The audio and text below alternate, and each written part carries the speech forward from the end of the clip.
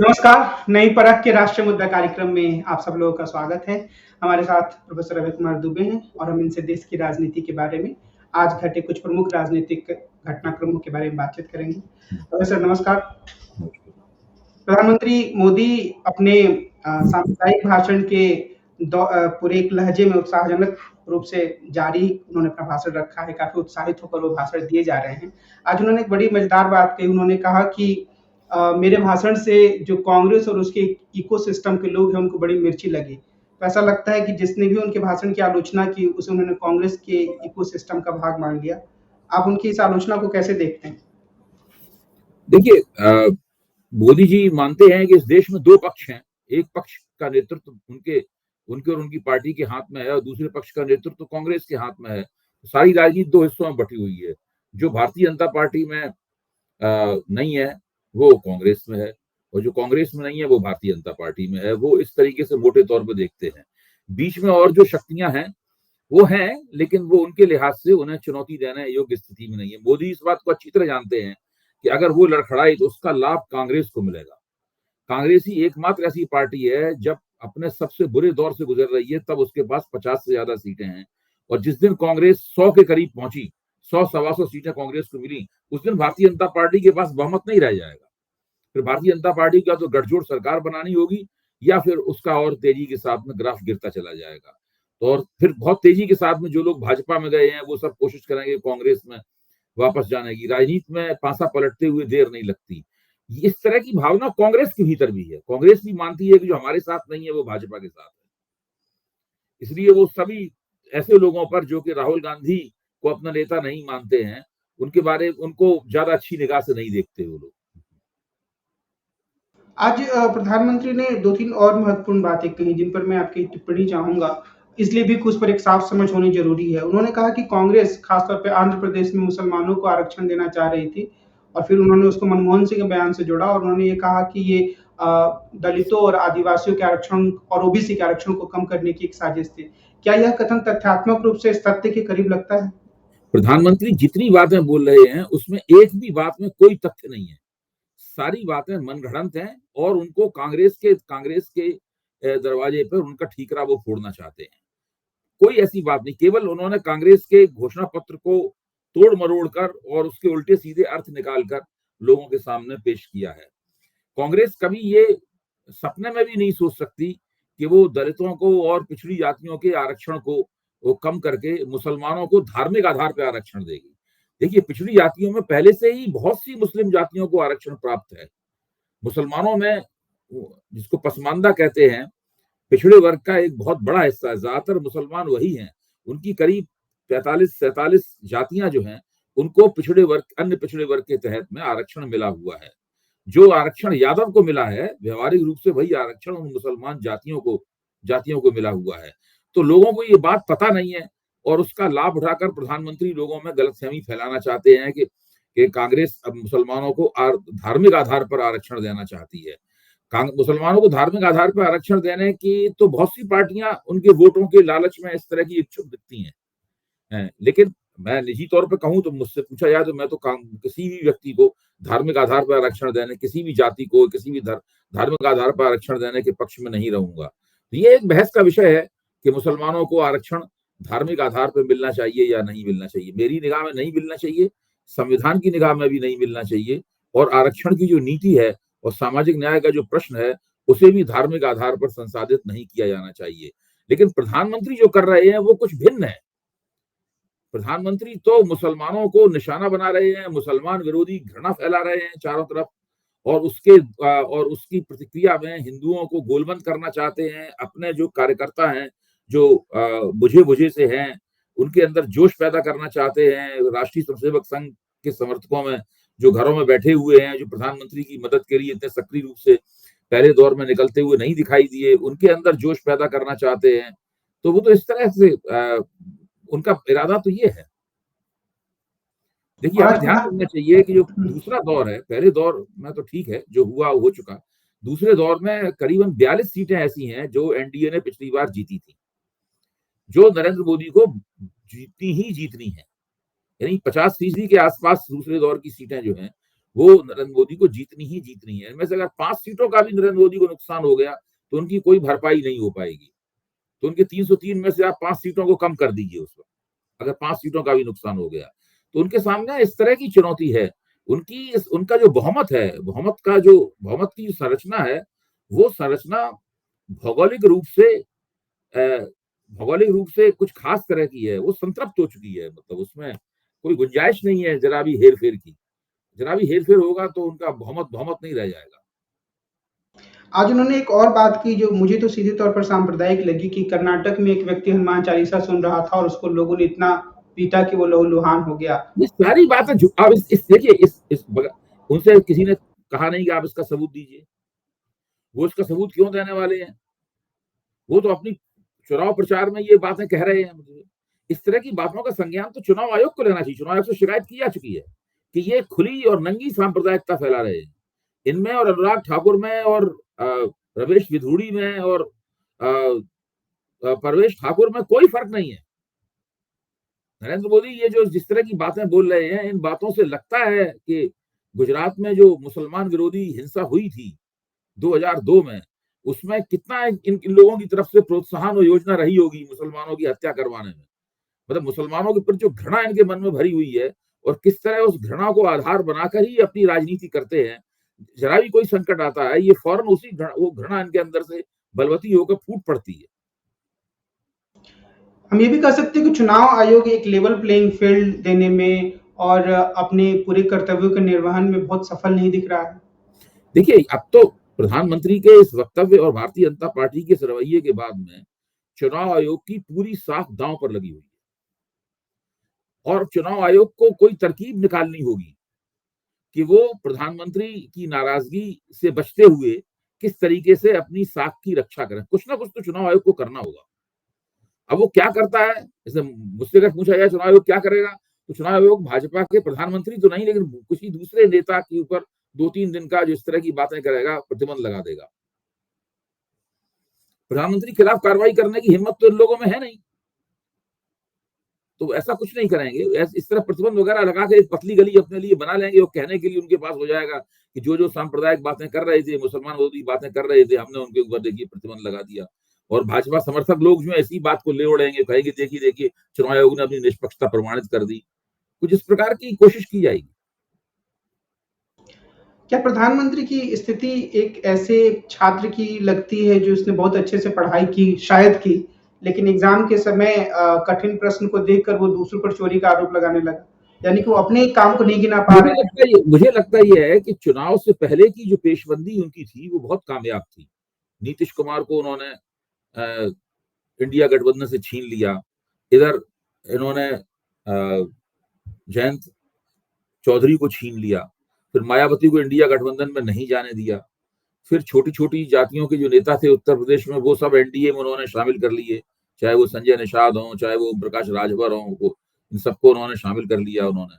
उसके बाद महाराष्ट्र में 2 बड़ी पार्टियां जो थीं, उन दोनों पार्टियों को में विभाजन कर दिया, उनकी सरकार गिरा दी और खुद सरकार में आए। तो ये सारे काम करके नरेंद्र मोदी को लगा कि हमारे लिए रास्ता कमोबेश साफ हो गया है। हम सुबह उठकर जो चहलकदमी करते हैं हरी घास के ऊपर, इसी तरह की चहलकदमी करते हुए हम ये चुनाव जीत लेंगे। और उनके समर्थकों को भी लगा कि सब कुछ ठीक है, हम चुनाव जीतने ही वाले हैं। समर्थक पूरे दर्प के साथ में ये कहने लगे कि प्रधानमंत्री नरेंद्र मोदी 2024 का चुनाव जरूर लड़ रहे हैं, लेकिन उनकी निगाह 2029 के ऊपर है और उनका लक्ष्य 2047 है। तो ये इस तरह का डायलॉग जो है ना, वो बोला जाने लगा। अच्छा, अब तो ये आत्मविश्वास की पराकाष्ठा है। तो ऐसे में जब उन्हें दिखाई पड़ा कि जो पहला दौर था, पहले दौर में उन्हें लगा कि उनके कार्यकर्ता भी सुस्त हैं, उनका जो जनाधार है वो भी बहुत उत्साहित नहीं है और राष्ट्रीय स्वयंसेवक संघ की तरफ से भी कोई बहुत ऐसी सुस्ती दिखाई पड़ रही है, कोई चमक नहीं है, कोई उछाल नहीं है। तो लोगों के अंदर फिर घबराहट पैदा हुई। उन लोगों को ये भी लगा कि भ्रष्टाचार के इस मुद्दे को केंद्र बनाकर चुनाव लड़ा गया और खासतौर पहले दौर के मतदान से पहले उसमें शायद ऐसी कोई तीखापन लाने की क्षमता नहीं थी, तो उसको भ्रष्टाचार के मुद्दे को छोड़ दिया गया, अब उसका जिक्र भी नहीं होता है। तब फिर ये सोचकर जो है ये मनगढ़ंत बातें करके ये सब पूरी थियरी बनाई गई और इसको भाषणों में लाया जा रहा है कि कांग्रेस इस तरह का सर्वे कराना चाहती है, ये वो वगैरह, उसके अपने मन के मनगढ़ंत मतलब निकाले जा रहे हैं। इक्विटेबल डिस्ट्रीब्यूशन ऑफ वेल्थ, संपत्ति का समता मूलक वितरण का ये मतलब निकाला गया है कि भारत हिंदू समाज की सारी धन संपत्ति छीन कर मुसलमानों को सौंप दी जाएगी। क्या भारत के हिंदू मतदाता इतने मूर्ख हैं कि वो ये मान लेंगे? कि भारत के हिंदू मतदाता इतने मूर्ख हैं कि कांग्रेस शरीयत के मुताबिक हिंदुस्तान में शासन करने के लिए जा रही है? क्या उन्हें नहीं पता है कि 60 साल तक कांग्रेस का इस देश के ऊपर प्रभुत्व रहा है? कांग्रेस अगर ऐसा करना चाहती तो ऐसा बहुत पहले कर सकती थी। केवल एक घटना जो इसमें राजीव गांधी ने उलेमाओं के दबाव में आकर शाबानों वाले मामले पर पलटी मारी थी, उस घटना का हवाला देकर आप तुष्टीकरण चिल्ला रहे हैं। बाकी हिंदुस्तान के मुसलमानों का क्या तुष्टीकरण हुआ है? क्या उन्हें नौकरियां मिली हैं? क्या उन्हें उद्योग धंधों में स्थान मिला है? क्या उन्हें शिक्षा में आगे बढ़ने का मौका मिला है? हिंदुस्तान के मुसलमान तो एक उत्पीड़ित समुदाय है, एक दमित और शोषित समुदाय है हिंदुस्तान का मुसलमान, और उसका दुर्भाग्य यह है कि वो भारत की सरकार भी उसका कल्याण नहीं कर पाई, और उसके अपने जो एलीट है, उसका जो अपना अभिजन वर्ग है, उसके जो अपने धार्मिक उलेमा हो, चाहे सामाजिक उलेमा हो, सामाजिक अभिजन हो, इन सबने भी उसका कल्याण नहीं किया है उसका। तो मुसलमान तो इस स्थिति में है।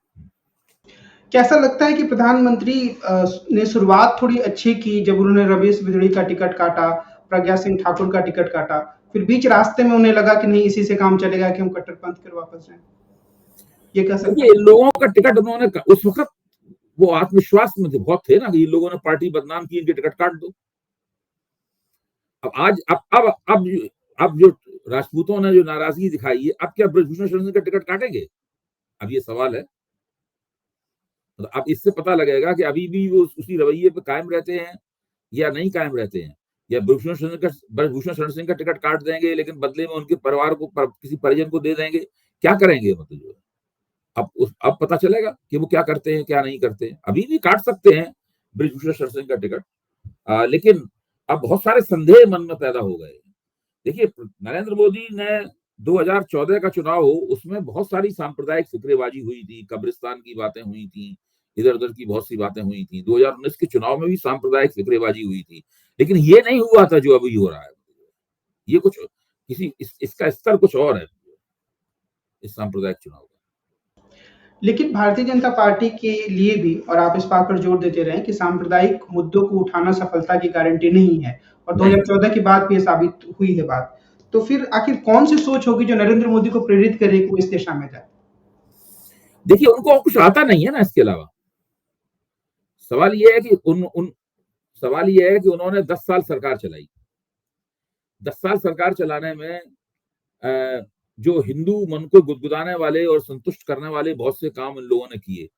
राम मंदिर का निर्माण भी उसमें है, काशी और मथुरा का सवाल भी उठाया, ये सारे काम उन्होंने किए, और अपने तरह से उन्होंने एक विकास का मॉडल भी पेश किया, लाभार्थियों का इतना बड़ा संसार बनाया।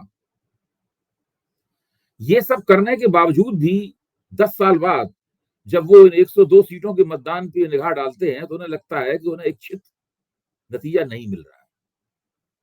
तो अब वो क्या करें? उनके पास या तो प्लान ए है या प्लान बी है। प्लान ए काम नहीं कर रहा है तो अब प्लान बी जो रह गया है उसको वो लागू कर रहे हैं। फायदा नुकसान जो होना होगा वो होगा। उन्हें पक्का यकीन है कि प्लान ए तो काम नहीं करने वाला है, तो प्लान बी को आजमा रहे हैं। क्या इस तरह की राजनीति से विपक्ष बहुत ज्यादा डिफेंसिव हो जाता है, जैसा कि मीडिया में भी लग रहा है कि बहुत ज्यादा इस मुद्दे को बढ़ा चढ़ाकर प्रस्तुत किया जा रहा है, और विपक्ष को चाहिए कि इस मुद्दे पे भाजपा का जो विरोध करे उसमें वो शालीनता कायम रखे, संयमित स्वर में उसका विरोध करे, और अपनी तरफ से कोई बहुत बेचैनी न दिखाए, क्योंकि भारतीय जनता पार्टी यही तो चाहती है कि विपक्ष जो है वो कुछ इस तरह की गलतियां कर दे इससे उनको और मौका मिले। कांग्रेस को चाहिए कि भाजपा के झूठ का पर्दाफाश करती रहे और अपने घोषणा पत्र की जो बेहतर बातें हैं, जो असलियत है, वो लोगों के सामने लाते रहे। अब चूंकि भाजपा कांग्रेस के घोषणा पत्र को बहस में ले आई है, इसलिए जाहिर है कि लोगों की उत्सुकता इस घोषणा पत्र के बारे में बढ़ेगी। खासतौर से पढ़े लिखे लोग जो जो इंटरनेट जिन्हें उपलब्ध है, जो इंटरनेट का इस्तेमाल करना चाहते हैं, वो तो इस घोषणा पत्र को पढ़ने की कोशिश करेंगे कि भाई यार कहाँ महिलाओं के मंगलसूत्र छीनने की बात लिखी है, कहाँ शरीयत कानून लागू करने की बात लिखी है, ये सब लोग देखेंगे उसके अंदर। तो कुछ तो कांग्रेस का घोषणा पत्र चर्चा में इससे आएगा। चुनाव बहुत लंबा है, मेरे ख्याल से लाखों लाखों लोग, करोड़ों नहीं तो कम से कम लाखों लोग तो इस घोषणा पत्र को अब देखेंगे, और भाजपा जो उस पर आरोप लगा रही है वो ढूंढने की उसमें कोशिश करेंगे। ये जो दूसरे चरण का चुनाव हो रहा है, क्या वो इस बात की परीक्षा का एक स्थल बनेगा कि आखिर नरेंद्र मोदी जिस तरह की रणनीति अपना रहे हैं वो सफल है या नहीं? क्या अगर वहां पर बहुत ज्यादा मतदान होता है तो हम कहेंगे कि अच्छा नरेंद्र मोदी की रणनीति सफल रही? नहीं, बहुत ज्यादा मतदान का सवाल नहीं है। ज्यादा कम मतदान से कोई पार्टी चुनाव जीतती हारती नहीं है। ये तो मैंने कभी नहीं कहा कि कम मतदान हुआ उससे भाजपा अनिवार्यता हार जाएगी, या ज्यादा मतदान होगा तो भाजपा जीत जाएगी, ये नहीं है।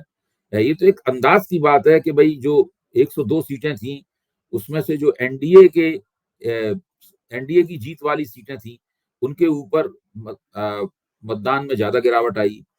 जो गैर एनडीए सीटें थी, उनमें मतदान में कम गिरावट आई। तो इससे कुछ अंदाजे लगाए जा रहे हैं, नहीं। ये देखा गया है कि भाजपा के कार्यकर्ताओं ने उतने उत्साह के साथ काम नहीं किया।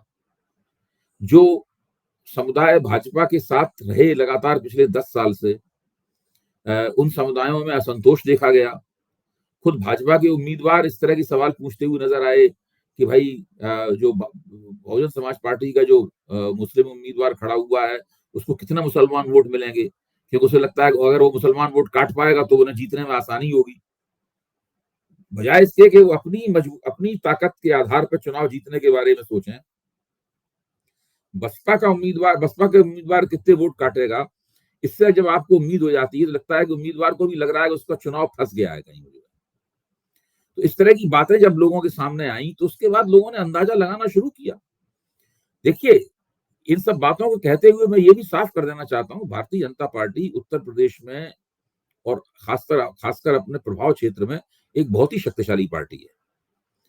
केवल वो पार्टी है जिसके पास पिछले 10 साल से 10 साल का एक जीत का इतिहास है। वो चुनाव जीतना जानती है, उसके पास योजना है, संसाधन है। तो वो ये मान लेना कि उसको आसानी से हराया जा सकता है, ये उसे आसानी से नुकसान पहुंचाया जा सकता है, ये मान लेना एक तरह की नादानी होगी। लेकिन जो परिस्थिति है उसमें उससे नहीं लगता कि भाजपा का आत्मविश्वास वैसा ही है जैसा कि पहले दौर के मतदान के बाद था, मतदान के पहले था। ये थोड़ी-सी बहुत गंभीर बात तो नहीं है, पर आज मेरी एक भाजपा समर्थक से बातचीत हो रही थी, तो उन्होंने कहा कि और अंत में थोड़ा बहुत तो ईवीएम भी है ही, कुछ ना कुछ तो उसका भी आसरा किया जा सकता है। मुझे लगता है कि भाजपा के समर्थकों में भी ईवीएम को लेके थोड़ा उत्साह रहता है कि कुछ उसके पक्ष में हो पाए। देखिए, कि भाजपा के समर्थक भी तो और हमारे आपके जैसे ही लोग हैं। जब ईवीएम के सवाल को लेकर बहस चलती है और इस प्रकार की छवि पेश की जाती है कि ईवीएम की वजह से देश में चुनाव जीता हारा जाता है, तो भाजपा विरोधियों में या भाजपा समर्थकों में दोनों ही तरफ इस तर्क के हामी लोग मिलेंगे बहुत बड़े पैमाने पर। तो अपने अपने तरीके से लोग इस तर्क का इस्तेमाल करते हैं। भाजपा के लोग उम्मीद के साथ इस तर्क का इस्तेमाल करते हैं, भाजपा विरोधी लोग निराशा के साथ इस तर्क का इस्तेमाल करते हैं। लेकिन मैं नहीं मानता हूं कि ईवीएम की वजह से हिंदुस्तान में चुनाव जीता हारा जाता है। एक आखिरी सवाल, सूरत में जो निर्विरोध एक सांसद चुने गए हैं भारतीय जनता पार्टी के, उनके बारे में थोड़ा-सा संदेह इसलिए होता है कि जो कांग्रेस के उम्मीदवार थे, जिनकी उम्मीदवारी रद्द की गई, वो भाजपा में जाने वाले हैं और बाकी सारे जो शायद 7 या 8 उम्मीदवार थे, वो सारे के सारे ने अपना पर्चा वापस ले लिया। तो इसमें ऐसा लगता है कि पैसे का, दबाव का काफ़ी खेल हुआ है। इसे हम लोकतंत्र के लिहाज से किस रूप में देखें?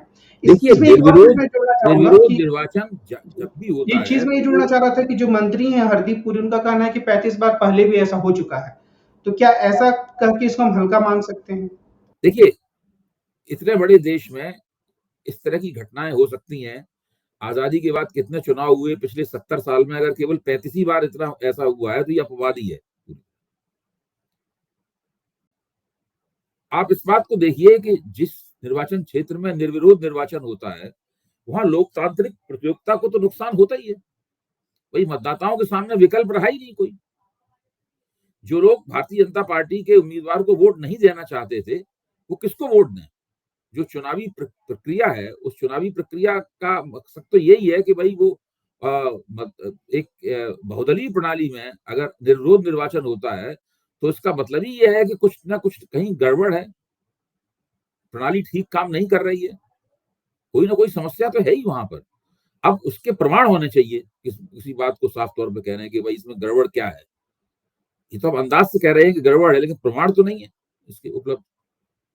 एक तर्क ये भी दिया जा रहा है कि फिर भी चुनाव होना चाहिए था, क्योंकि एक विकल्प नोटा का होता है और अगर नोटा को ज्यादा वोट मिलता तो ये कैंडिडेट हाँ, नहीं ये जीत तक पाता। मैंने भी सुना है, लेकिन इससे कुछ परिस्थिति बदलती तो नहीं। तो आज की बातचीत को हम यही विराम देते हैं। हम कल फिर मिलेंगे और प्रोफेसर अभय कुमार दुबे से देश की राजनीति के बारे में चर्चा करेंगे। आज की बातचीत के लिए सर आपको बहुत बहुत धन्यवाद। नमस्कार।